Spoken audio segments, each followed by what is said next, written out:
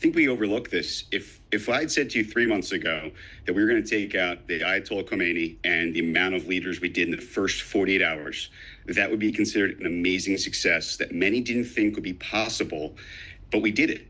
Walking away now, we've shown we can go back in whenever we want. Making a deal with them gets us nowhere. They're not going to hold their end of the bargain. When have they ever proven they can hold a deal? Walk away, focus on the economy, fix the oil, focus on the midterms, and all the media headlines, the taco, that goes away. There is no deal to be made. Walk away. We've won everything we need, and we can go back in if we need to. Thank you for that. You speak for tens of millions. Larry. Yeah, I mean, it's hard to disagree with that, except we're going to have to keep, this is a Navy and Marine Corps for the most part. There's some Air Force involved as well, operation so far. And it does take a lot to keep them all poised there so that the hammer can fall at any given moment.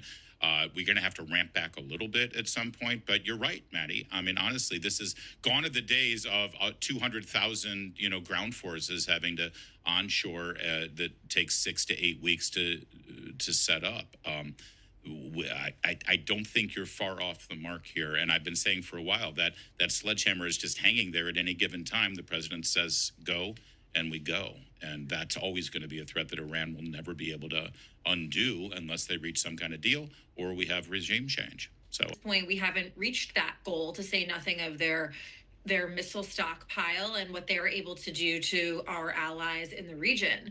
So I respectfully disagree. I don't think we can just walk away at this point. And I don't think we can look at it as it's the next administration's fault or then gas prices will come down. I think it will just embolden them within the region, which has ripple effects in the global economy and inflation and around the world.